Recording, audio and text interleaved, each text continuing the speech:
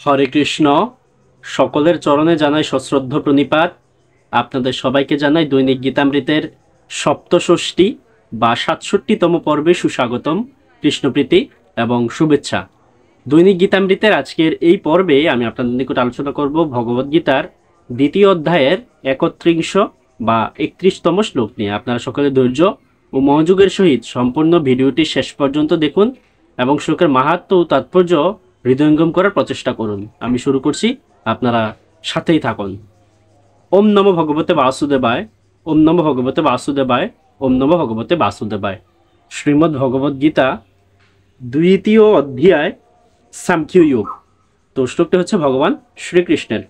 ওম স্বধর্মম অপি চাবেক্ষীয় ন বিকম্পি তুমর্হসি ধর্মিয়াদ্বি ইউদ্বাশ্রেয় অন্যত ক্ষত্রিয়স্য ন বিদ্যতে। আবার পাঠ করছে। স্বধর্মম অপি চাবেক্ষীয় ন বিকম্পি তুমর্হসি ধর্মিয়াদ্বি ইউদ্বাশ্রেয় অন্যত ক্ষত্রিয়স্য ন বিদ্যতে। অনুবাদ: ক্ষত্রিয় রূপে স্বধর্ম বিবেচনা করে তোমার জানা উচিত যে ধর্ম রক্ষার্থে যুদ্ধ করার থেকে তোমার জন্য মঙ্গলকর আর কিছুই নেই, তাই তোমার দ্বিধাগ্রস্ত হওয়া উচিত নয়।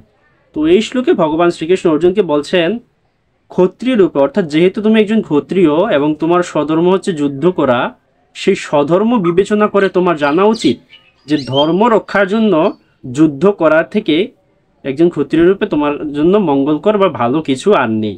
তাই তোমার অন্তত দ্বিধাগ্রস্ত হওয়া বা সংশয়গ্রস্ত হওয়া বা যুদ্ধের প্রতি বিষাদগ্রস্ত হওয়া উচিত নয়। তো অর্জুন যখন তার নিকটাত্মীয়দেরকে বিপক্ষীয় সেনাদল বা পক্ষীয় সেনাদলে দেখতে পেলেন এবং তাদের তাদের মৃত্যু হবে এমন মায়াগ্রস্ত চিন্তায় সে যখন দ্বিধাগ্রস্ত হলো, সংশয়গ্রস্ত হলো, বিষাদগ্রস্ত হলো, তখন ভগবান এই শ্লোকটি বলছেন যে তুমি তো একজন ক্ষত্রিয় এবং একজন ক্ষত্রিয়ের স্বধর্ম হচ্ছে সে যুদ্ধ করবে ধর্ম রক্ষার্থে, প্রজা রক্ষার্থে, নীতি রক্ষার্থে, ধর্মের প্রয়োজনে, সমাজের প্রয়োজনে সে যুদ্ধ করবে। আর ধর্ম রক্ষার জন্য যুদ্ধ করা চেয়ে একজন ক্ষত্রিয়ের জন্য তো মঙ্গল করার কিছুই নেই, তাই তোমার অন্তত দ্বিধাগ্রস্ত হওয়া উচিত নয়।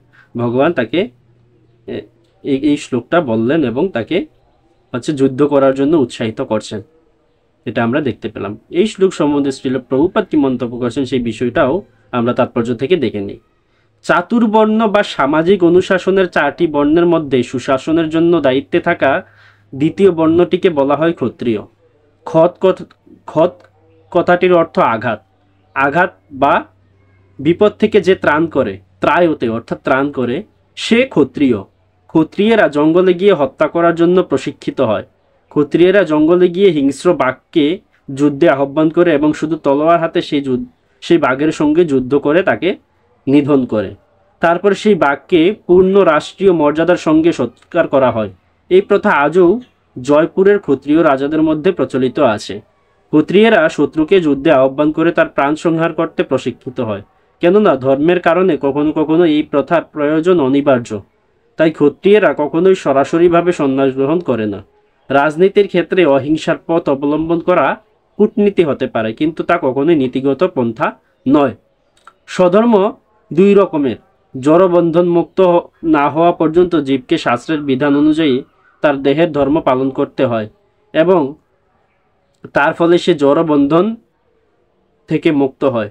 মুক্ত অবস্থায় জীবের স্বধর্ম পারমার্থিক হয়ে যায় এবং তখন আর দেহাত্মবুদ্ধি থাকে না। দেহাত্মবুদ্ধিতে নির্দিষ্ট কর্তব্যকর্মসমূহ রয়েছে এবং সেগুলি আচরণ করা অবশ্য কর্তব্য। ভগবান স্বয়ং এই স্বধর্ম নির্ধারিত করেছেন এবং এই সম্বন্ধে 4র্থ অধ্যায়ে বিশেষভাবে আলোচনা করা হবে।